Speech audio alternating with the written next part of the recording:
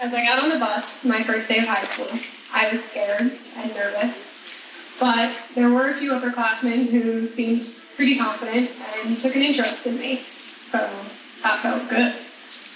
That first weekend that school started, my parents went out of town for work. So, what else do you do when your parents go out of town? You throw a party. For the last 3 years, we united as a community to talk openly about addiction. In some small way, I can only hope that together we found healing and hope. Hi, I'm Paul REINHARDT, and I'm the founder of the New Canaan Parent Support Group. I'm also a dad whose talented, funny, handsome son, Evan, my Evan from heaven, died of an overdose just over 5 years ago. I can tell you that it still hurts. I miss him every day. Each year, I've put a note of tribute to my son on our Hope and Remembrance wall. For many other people who contribute, the messages are for loved ones who are still living and in long-term recovery. In fact, that is why we named our wall the Hope and Remembrance Wall. While we are not meeting physically this year, I'm heartened to realize that the concept of our wall can continue in virtual form. I encourage you throughout our virtual program this evening to contribute photos, prayers, or kind words in our chat window, whether you are using Facebook or YouTube. They say stories can be powerful ways to learn, and in the past we've had 11 courageous speakers tell their stories of lived experiences that included both hard times and hope for the future. This year, for our first virtual vigil and our 4th annual, we will have 4 new people who will speak courageously. And rounding out our program, that will include both tributes from loved ones and a candlelight vigil led by the faith community. In closing, I'm heartened by not only our speakers and all the people in recovery who participate, but also by the many leaders of our local houses of worship. These clergy come together every year and lead our candlelight vigil portion of our event. These clergy will be back again. So thank you for joining me.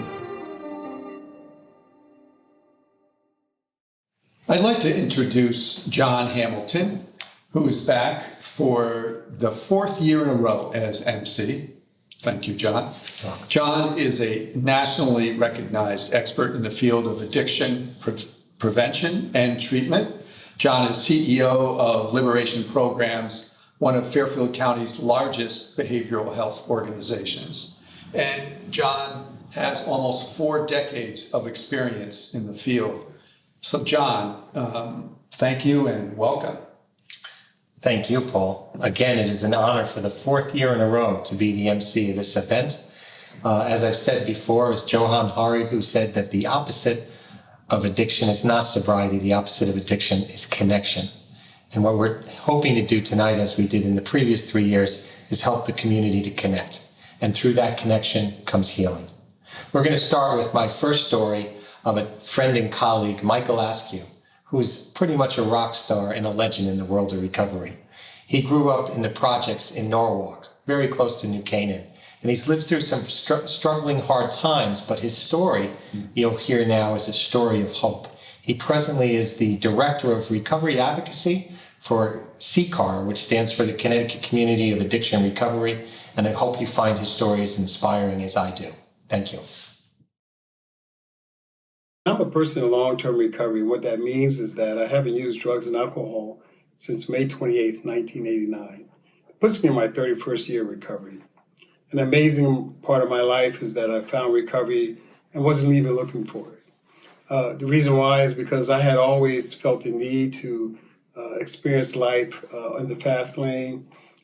Even at a young age, I kind of was followed a leader. And then through high school, I started to experience subtle using, but by the time I got to the military, I became a full-fledged dope fiend. What that was I was using all kinds of drugs intravenously, smoking weed, drinking, of course. But one of the things that happened for me was I found homelessness at the age of 21. And my using put me in a lot of precarious situations. And one of the things that took place was I overdosed twice. Second time, I found myself in the emergency room. and the police was outside asking me questions about a credit card that was in my possession. 2.5 days later, I'm being released. The police didn't bother me anymore, and I felt relieved, and I went right back to using. That's the power of this disease. But eventually, I woke up in a cold, isolated, dark jail cell to the smell of stale body odor, wondering, how did I get here? Again. It was my 6th time being in prison. And my motto was catch me if you can on the streets, but they did. They caught me 9 times. But here I was sitting here contemplating, what could I do different? I'm 34 years old. I was diagnosed a year ago with HIV. I'm sitting here just wondering what the future holds. It was very bleak because I really didn't believe that there was anything left for me but to continue my using. But all of a sudden, I woke up the second day, and there was something that inspired me to want to change my lifestyle right in prison. And there was a Bible looking right at me. And from that point, I became involved in the religious beliefs and 12-step fellowship meetings. I changed my behavior around people. I changed people. And all of a sudden, I started doing prison time and not jail time in prison because I started finding some meaningful opportunity. And all of a sudden, I felt inspired to believe in myself for the first time in a long time. Ever since high school was probably the last time. And here I was saying to myself, I can do this. I believe in myself enough to know that all I have to do is the right thing for the right reasons. So I was released. I went to a halfway house and stayed there for 18 months. And on my release, I started still going to 12-step fellowships. And I found an organization in Norwalk called Friends of Recovery, which is an advocacy group. And I started speaking my story outside of the 12-step fellowship. And all of a sudden, this guy, Bob Savage from CCAR, was starting up CCAR back in 1998. And he says, Mike, I ask you, would you like to come see the bigger picture of what recovery advocacy is about? And I got involved with CCAR as a volunteer for 2 years. And in 2000, I was hired. And all of a sudden, my life was so good. It was like I was looking for something for so long and never realized it was there all the time. And all I had to do was stop using to find it. And that was the true essence of what it is today for me. I'm so grateful that I found an opportunity to not use. See, I was an intravenous drug user, and I used drugs from 13 years old to 34 years old. That was my 21-year span, from 13 to 34, 21 years. And all of a sudden, I found joy in living because HIV had really placed a fear in me. And all of a sudden, I just started seeing how much life meant to me and had meaning and purpose. So today, I'm so excited about being able to say, I'm a person in long-term recovery. And what that means, I haven't used drugs since May 28, 1989. And I'm going to say this before I close is, I never knew life that had so much joy in being able to help others. My reward is that I can certainly extend my hand to helping people. And, I find fulfillment in that because there was a time when my sponsor, the late Tony C., said to me, Michael, if you keep one hand in God's hand and one hand reaching out to another, you won't have a hand to pick that crack pipe up with. So I'm so excited about that move because I tell you, that made sense to me a long time ago, and it still makes sense to me. I'm just living a beautiful experience that I never thought possible. And that's my story. Thank you, Michael, for an inspiring story and also pointing out the importance of being in the service of others that brings you joy and helps others. And as they say, to keep it, you have to give it away. So thank you again, Michael, for your inspiring story. And now we're going to talk about Narcan. Deaths from opioid overdoses are on the rise nationally and also on the rise in Connecticut. Jenny Urban, a member of the New Canaan Parent Support Group, is about to introduce us to something that we can have in our own homes that can help save lives every day. Narcan. Jenny. In Connecticut this year, opioid overdoses are expected to average between 1,000 and 1,500 cases. If you have a friend, loved one, or a family member who may be at risk for an opioid overdose, Narcan can be part of your safety plan. Narcan is a nasal spray, an antidote for an emergency opioid overdose, and it is readily available at all of the pharmacies in New Canaan. You can just walk in and request Narcan from the pharmacist. If you prefer more privacy, you can give a note to the pharmacist requesting it. Since Narcan is a prescribed medication, your name and health insurance information should be included on the note. Most insurance companies cover the cost with a small copay fee. The pharmacist will then show you how to administer Narcan.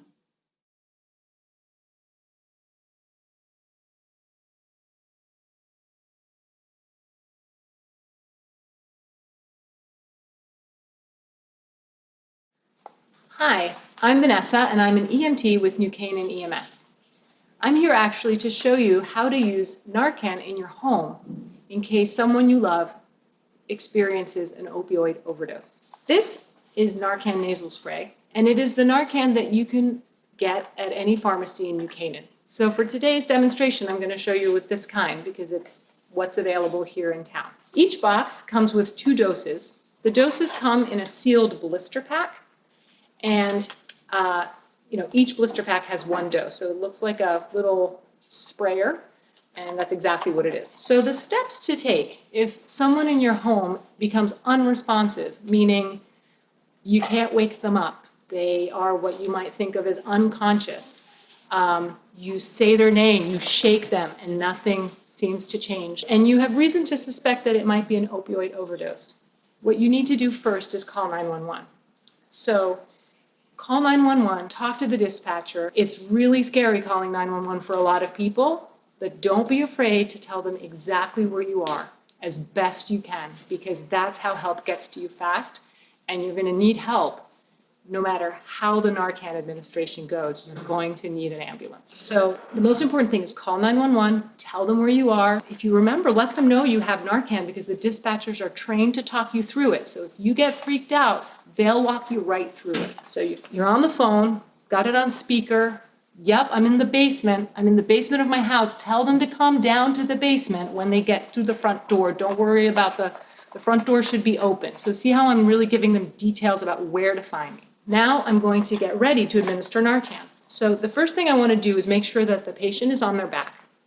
And this particular patient is our EMS mascot. He's a demonstration dummy, so he's a little stiff, and you'll notice when I roll him over that it doesn't look very lifelike. What we're going to do is we're going to straighten his head, we're going to tilt it back, he's already lying on his back, and I'm going to take the first dose, 1 blister pack of Narcan out of the box. I peel it open, I take out the little canister, I place my thumb in that middle section, and I place my 2 fingers on either side of this is the little spout that the medicine comes out of. And now I've peeled it, I'm going to place it in the nostril. I'm going to make a note of which nostril I'm using. And finally, I'm going to press the plunger with my thumb and hold it for a few seconds. I've done that. I'm waiting a few seconds. I remove it, and perhaps the patient starts to make sounds. It can be pretty quick. But if they're not there yet, you're going to roll them on their side, kind of in that left resting position. This is where our mascot doesn't look very rested. But you would hold the person on their left side, and this is just to protect their airway. You're going to check the time. You might still be on the phone with the dispatcher who's walking you through this. Again, you don't have to remember this. You know help is on the way. If 2 minutes go by and the patient hasn't started moaning, talking, waking up, opening their eyes, moving their legs, if they're still totally unresponsive, you call them and say, hey, hey, hey, and they don't wake up, you go back, place them on their back, replace that head tilt back, little bit tilted back like that. You're gonna get your second blister pack, take it out, peel it back, open it, take your medication, place your thumb, fingers on either side, go to the second nostril, place it in the nostril, press, hold for a few seconds, remove, and then back to that left recumbent resting position, knowing that help is on the way. So When you administer Narcan, the patient might wake up. That is not a reason to cancel the ambulance or to cancel the 911 call, because anybody who's administered Narcan needs to get to a hospital, no matter what the outcome of the Narcan is. So continue getting help. And if the person does not become responsive after the second dose, you know that help is coming, and the dispatcher on the 911 call will walk you through your next steps. Thank you, Jenny and Vanessa. The importance of Narcan is the recognition that 2020 may not be the year of recovery for some. So for some, Narcan can be a lifeline. So thank you again for that training. We're now going to talk about our next speaker, whose name is Henry. He's a college student and an aspiring musician who began experimenting with alcohol and drugs at an early age. And what we know is increased exposure increases risk. What we'll also hear from Henry is that he wasn't comfortable in his own skin and never felt like he fit in. This is a sign that he may have some substance abuse and co-occurring issues.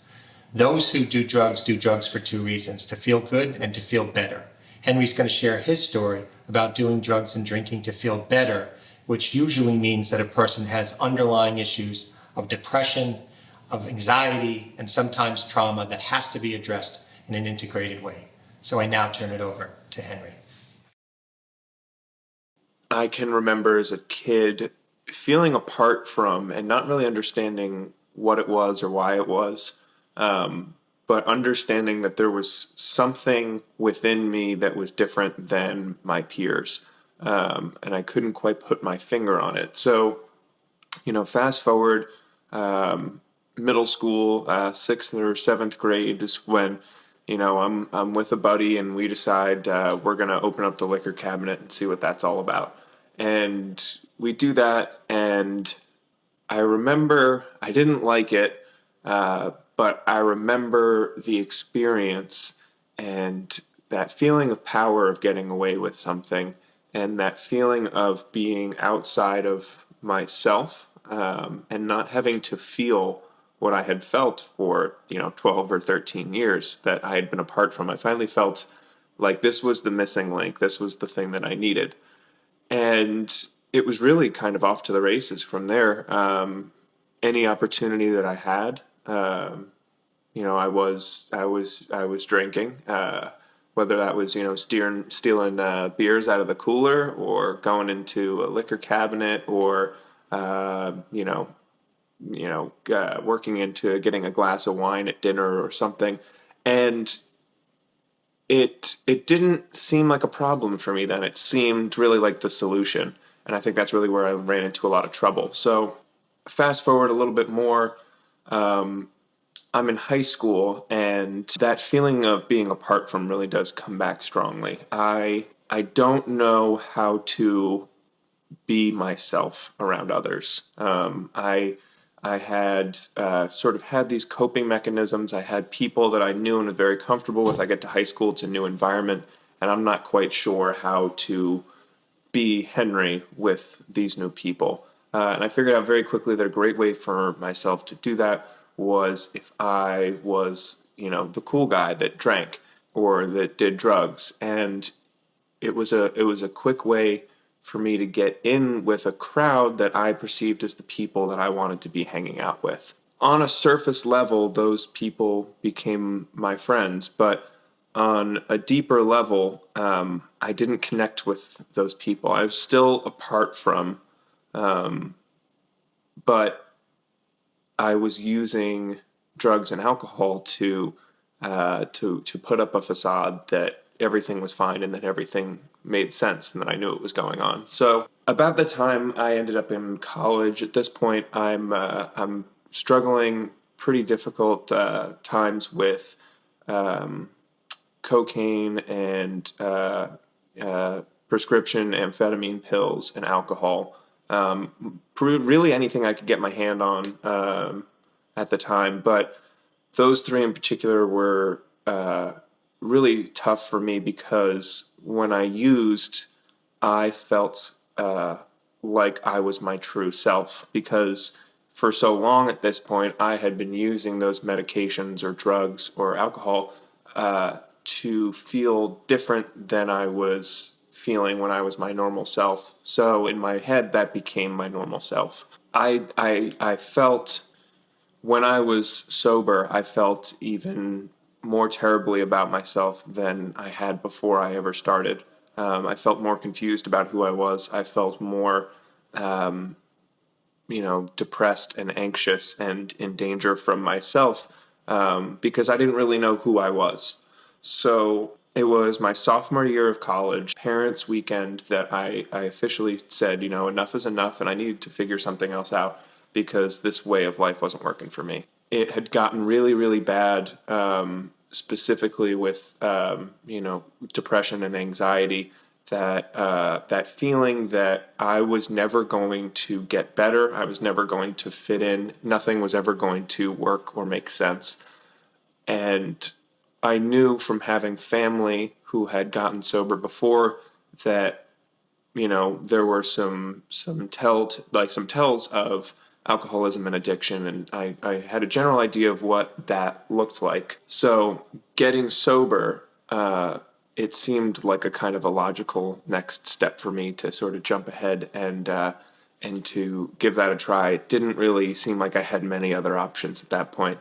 So October 2017 is when I first got sober, and if I do everything I need to do today, it'll hopefully be the last time I ever need to get sober. But the way addiction is, I know that I'm never cured of this. I know that it's a constant battle, and being able to connect with friends and families and people who are struggling themselves with addiction, or who have themselves found recovery, is a great way for me to stay sober today and to live a happier, healthier life. So today, where I'm at, 2.5 years later, I live in Nashville now.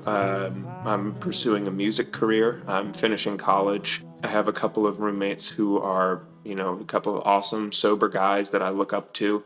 I have a sponsor. I have a program. I have a home group, all of that stuff that they tell you to do. And with all of that, it's a wonderful life that I couldn't have imagined myself doing this a couple of years ago.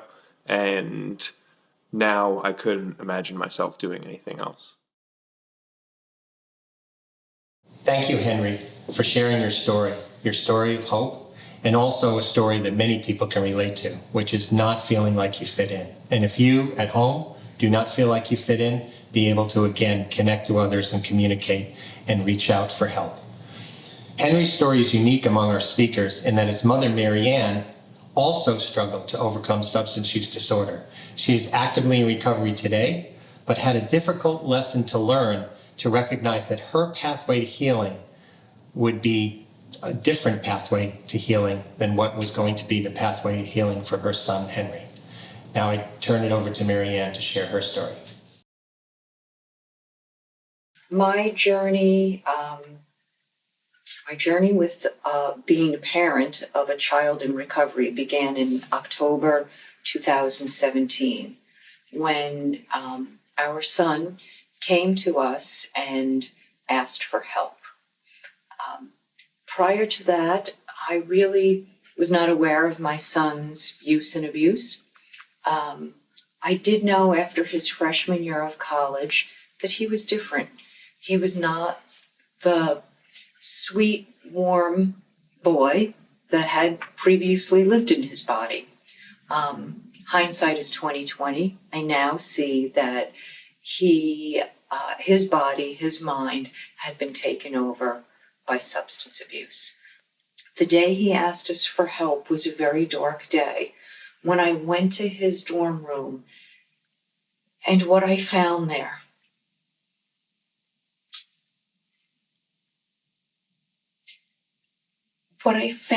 was the evidence of a really broken child. Excuse me. He had a soul sickness. He was so hurting. And through various programs, and there are many, through the programs he chose to use, he has healed. He is whole. So how did we get to this place of recovery? I believe that we laid the groundwork many years ago with good communication. So when my children were young, we made it very clear to them that there was a genetic possibility that they too could struggle with this disease. I let them know that should they ever get in trouble with drugs, alcohol, cigarettes, food, anything else that they felt they were out of control with, that yes, they would be in trouble, but not with me, that I would always be here to support them and help them find the help they needed. And I do believe that laid the foundation for our son feeling safe enough to come to us at the tender age of 21 years old. It was just a few weeks after his 21st birthday, and when he explained what was going on, his behavior the prior summer really made a lot of sense. Because I'm a person in recovery, I knew where to get help. He went through detox. He did a 90-day residence. He did a 6-month stint in a sober living house. And following that, for about 1.5 years, he worked with a sober coach. And each one of those steps was very vital and important in his recovery. When I became a parent, I didn't say, oh, one day I hope when my child grows up, they become, an addict. But I have to tell you that it is the best and most wonderful thing that has ever happened to him and our family, because it's forced us to learn about boundaries and communication. It has forced us to all look at our own shortcomings and figure out how to grow up individually and together as a family. Our son has returned to college. He just finished, at the age of 23, he just finished his sophomore year with straight A's, something he's never done before. He found his passion in sobriety. He found healing through music. He has released his first album. He performs throughout Nashville. He's part of the sober community in Nashville. He works with other young men. He is happy. He is at peace. My beautiful boy has grown into an amazing young man. Thank you, Marianne, and thank you for telling your story about how your recovery was independent than Henry's, and how you kept that lifeline of compassion and let him know at an early age that he could come to you if he had trouble. I really believe in that concept. Oftentimes people have a concept of tough love, and it's too much tough and not enough love. And sometimes you may be the lifeline to your son, your daughter, or your spouse, or a friend. So keep that lifeline. The recognition of that story also is the recognition there are multiple pathways to recovery. And Henry and others have found music as a pathway to recovery. With that in mind, it's now time for a musical interlude, courtesy of Pivot Ministry Choir. Pivot Ministries, a Bridgeport faith-based residential recovery program for men. The choir recently shared with us their powerful rendition of Amazing Grace.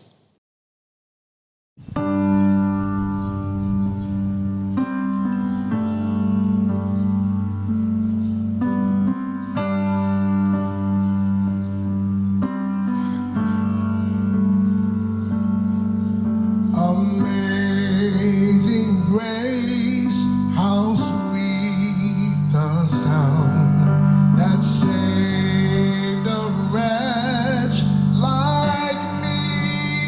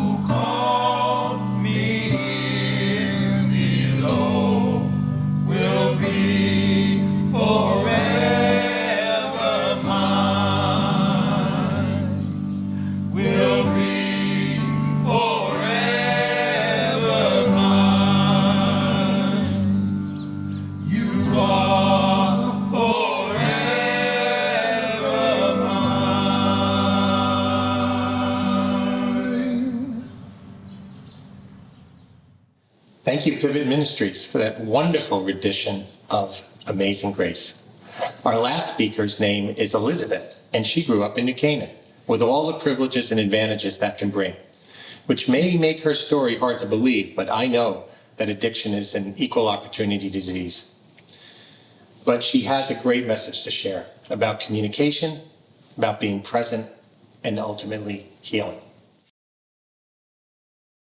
I grew up in New Canaan and moved here when I was a kid and had a very nice life, a very happy life, and, didn't want for anything. And we went on, vacations, and I ran the track team, and I got into my favorite college, and it was a very happy life. And that's not to say I was happy. I was always really confused why everyone around me was happy and I wasn't. My sister's off doing her thing and loving it. My brother's off doing his thing and excelling. And I was doing the same things and miserable. And I really just tried to do exactly what I should be doing. I tried to follow the path of you get good at sports, you get into the college, you get the internship, you get into the sorority. I was following all the shoulds. Miserable. And I didn't really find substance until college. In high school I did like to play Beirut and, hang out with friends. But college was when I was alone and given the freedom to judge how much I can drink. The first couple years it was just one or two extra over the top nights. There was one stay in a hospital. There was, one at a time a friend had to carry me home. But for the most part, I was still doing well in school. I was still, getting into the sorority I wanted. I got that internship I wanted. And so it was fine, because if I'm doing what I should be doing, it doesn't really matter how I'm feeling. My senior year is when I was warming up in my car after a night out. And it was in the middle of November and got a knock on the door from Mr. Officer saying, "Have you been drinking?" And while I hadn't been driving, I had the keys in the ignition, and so got a DUI. And being driven home by the officer, I decided this was it. This is the end of everything. No one's ever gotten over a DUI before, and tried to kill myself. And I called my dad at 3 a.m. and said, "Hey, could you make sure you feed my ferret and, make sure that things are all tidied up and I'll never see you again." And that was 12, 13 years ago. And it took another 10 or so years to really acknowledge that I had a problem. Because then I got into, the work business and I was doing well there. I was getting the promotion. I was moving up. Miserable. Not understanding why everyone around me was doing great. And so the pre-gaming turned into pre-pre-gaming. And the, drinking out with friends turned into drinking alone. And literally by the end, it was just, I had the apartment so that I could walk to work, so that I could pay for the apartment, so that I could walk to work, drinking myself into oblivion. The first seizure was a day before my sister's wedding. The final seizure was the day I got off the plane to meet the director of my rehab. So my family got together and sent me off to Malibu to rehab for 3 months, which was life-changing. My entire experience out there, 4 years, I only knew sober people, I only knew sobriety, and that was so necessary for me because these are people that didn't know where I grew up, didn't know the shoulds, didn't have any judgment, they just knew sobriety. And out there is where I learned communication. And communication, I don't preach meetings, I don't preach abstinence, I don't preach a certain prayer or way to go about it, I preach communication. Because I've now found that the more I talk, the more other people want to talk. And the more I reach out, the more they'll reach out. And I'd say that the biggest thing I got out of my sobriety is pride of how awesome I am. I could not accept a compliment, your hair looks nice today, for the life of me, because you were lying, or you were just trying to get rid of me, or I was being a burden and you were trying to shut me up. And today I can say, I'm pretty awesome. I like to hang around me and people like to be around me. And that's because I went through this program, because I reached out and because I listened and I've asked for help. And that for me was so huge. And that's what I'm always telling people is talk about it. I don't care what it is you have to say. I don't care who you're talking to. I don't care if it's a priest or a friend or a sponsor or your dog. talk about what's going on. Because the more you talk, the more you hear yourself say it. The person you talk to can help to an extent, but the more you're hearing yourself, the more power you get and the more able you are to address the problem. I'm now finding it so much easier to reach out. I'm honest about my feelings, and I'll tell you when something's wrong, and I'll tell you if there's something you can do. I'm not going to lie about how I'm feeling, and I'm not going to go into the shoulds, and I'm not going to go into the what I think I should be, what I think you want to see, what I think. It's just, I'm blatant, I'm open, I'm honest, and it's so much easier to do that too, because I don't have to double check and, oh, which lie did I tell him, and how does she think I act? And so that's what recovery really brought me, is this open communication I have with parents, with siblings, with friends, with people in recovery. I moved home from California 9 or so months ago, and I was out there for 4 years where I worked at a sober living, opened a sober living, lost that sober living in a fire, and worked another one, and just recovery became my life. And I became one of those people that I didn't make fun of, but just thought, that's awesome for them. But I'll finish this recovery thing, I'll stay sober, and I'll go back on my path. And now I'm back in New Canaan. I've opened a women's sober living. I'm not doing the ad job in New York I thought I'd be doing. And I'm happy because it's not what I should be doing. And it's not what I think my parents want me to do. And it's not something that I have to do forever. It's for today. Thank you, Elizabeth, for your inspiring story and reminding us how important communication is. Communication is what facilitates connection, and connection is what facilitates healing. So thank you again for your message. Each year, members of the faith community join us at the Addiction Awareness Vigil for a special candle lighting ceremony. This year, 12 members of the clergy from local houses of worship join us in a congregational church in New Canaan to share their prayers and to pledge their support. Good evening and welcome.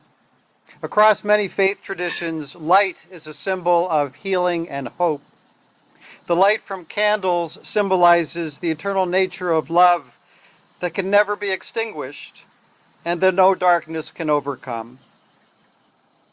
As we share this light with one another this evening, we become symbols of hope and healing ourselves for each other.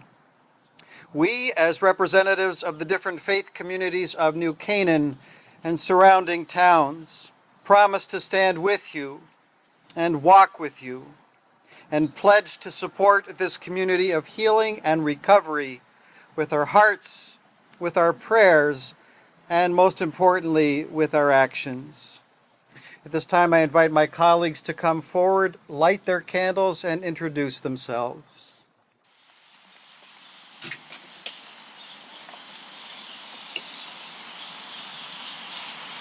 My name is Peter Walsh. I'm with St. Mark's Episcopal Church in New Canaan, Connecticut. And St. Mark's, like all these other wonderful faith communities, are communities of love, and we stand to serve those in need, particularly those who suffer from addiction.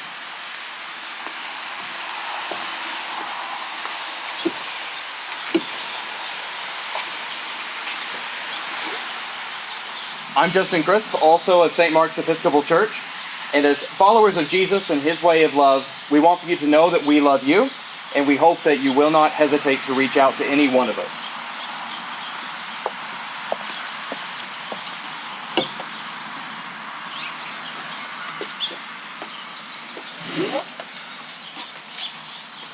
I'm CHERYL Bundy, the chaplain and spiritual counselor at Silver Hill Hospital. Since 1931, Silver Hill has served the mental, physical, and spiritual needs of the addiction community. We are here for you 24 hours a day.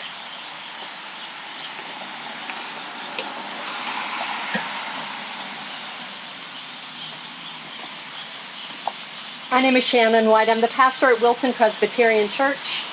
We pledge to stand with you, like my colleagues do. Our community promises to have the difficult conversations, to celebrate with you in your joys, and to walk with you in your sorrows.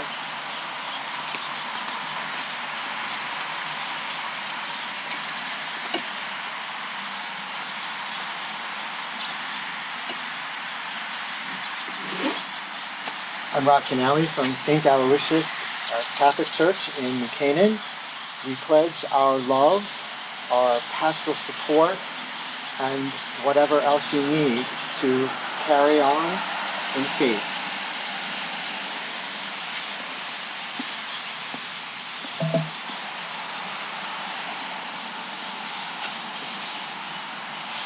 I'm Rabbi Jason Greenberg from Temple Shalom in Norwalk.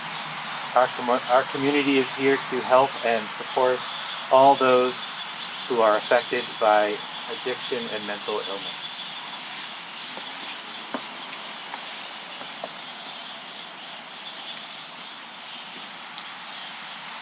I am Kim Hall. I'm with the Congregational Church of New Canaan, and we pledge to continue supporting all of those impacted with addiction, with their friends and their families, and our communities, as we have for many years on God's Acre.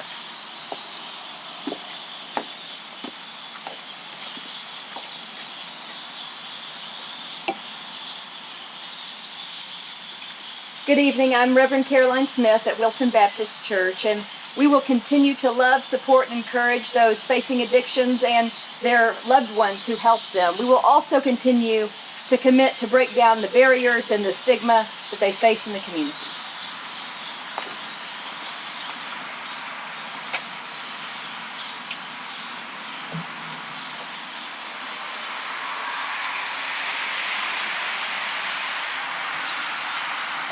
I'm Eric DUPEE, one of the ministers here at the Congregational Church. We love you, we're praying for you, and we're here for you.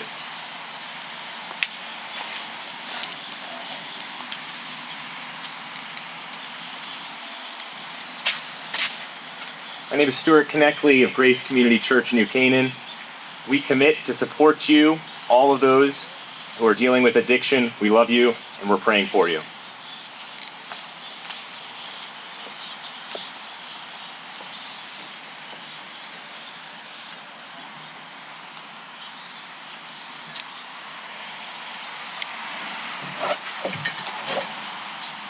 I am Carol BAUER, a chaplain at Norwalk Hospital and one of the lay leaders at the United Methodist Church of New Canaan. Any of you or your families who are suffering, please know you're not alone.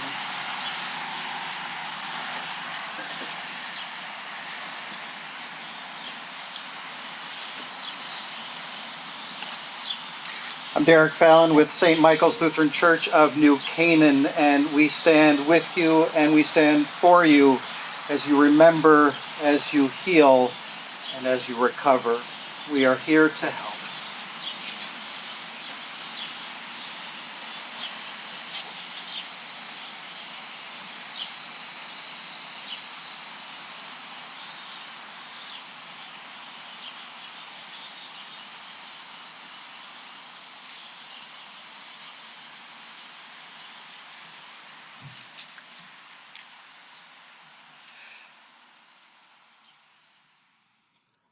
Our vigil continues with 4 prayers for healing, and I invite you to join me in responding to each petition with the following words.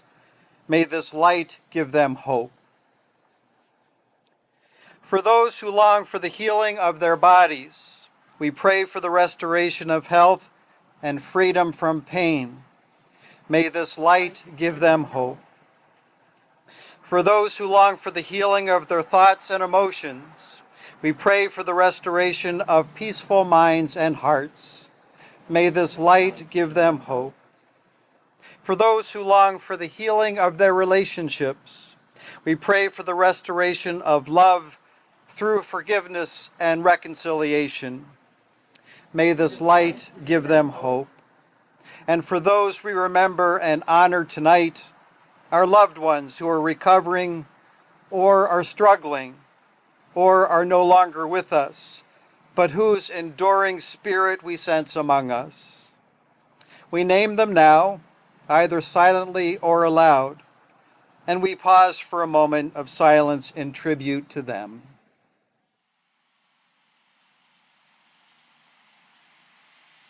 Robbie and Brian.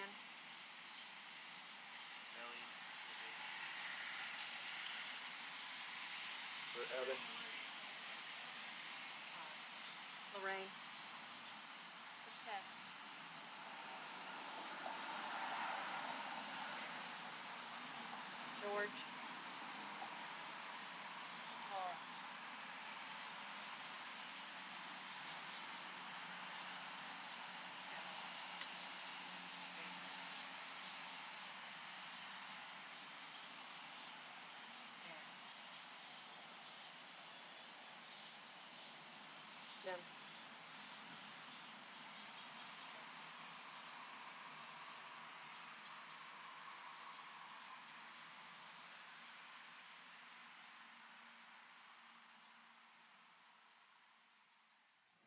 May this light give them hope. Our litany concludes with the community prayer. Let us pray. God of healing, hope, and restoration, look with compassion upon this community gathered together in love before you. Strengthen your children who are engaged in the work of recovery, and to those who care for them, give honesty, understanding, and enduring love. As a community united, help us to help each other heal. Give us the light of hope and enfold us with your unfailing love. We ask this in your most holy name. Amen. Our vigil concludes with the community pledge.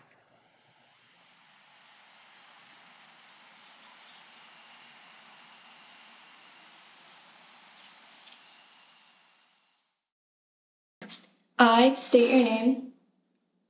Pledge that I will reach out to someone I know who is struggling. I will let the person know I am thinking about them. I will tell the person I am available to talk. I will take the initiative and not wait for the person to come to me. I will listen to their story. If I do speak, I will have words of support and hope for the future. John, thank you. Thank you, Paul. Have a good night. And goodbye, everybody. Community.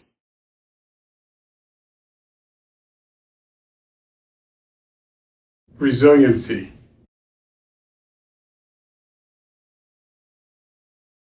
Compassion and understanding.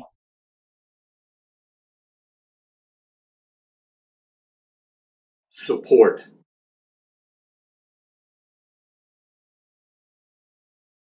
Family.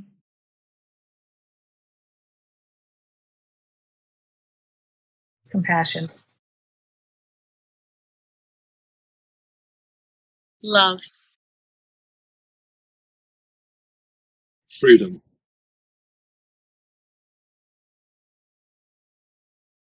Recovery is possible. Vulnerability. Kindness.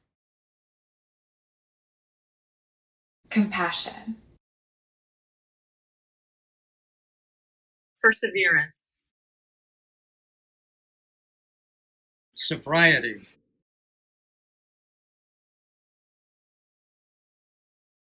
Peace.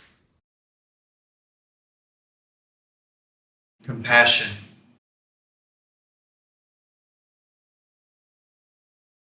Hope.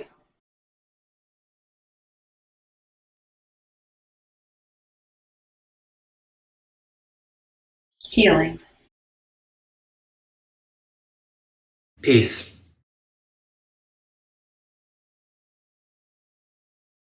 Integrative healing. Hope.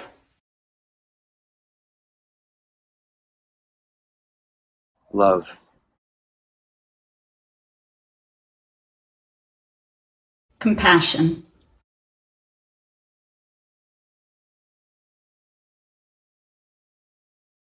Hope.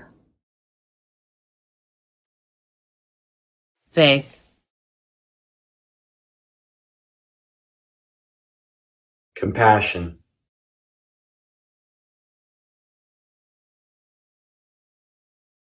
Grace. Faith.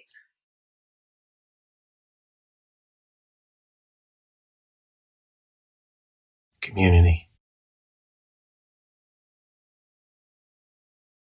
Empathy.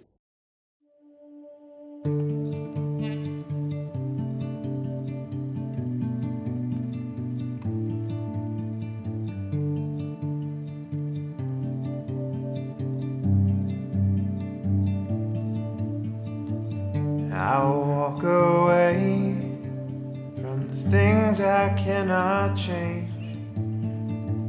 I'll find my own way back home. My bones might shake, but my spirit will never break. And I'll find my own way back home.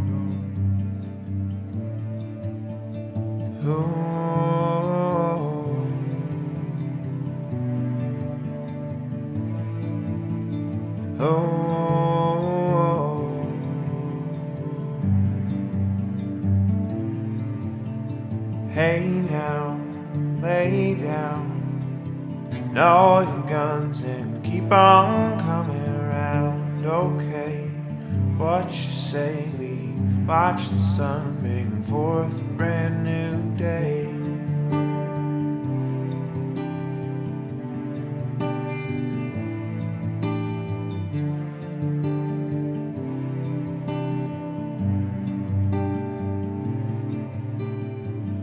I've looked down the barrel of a gun. I've seen a mother cry for her only son, but I know that there's something more for me. Because this path that I walk is a rocky road. I know that I don't have to walk down this road alone. And I know there's something more to me.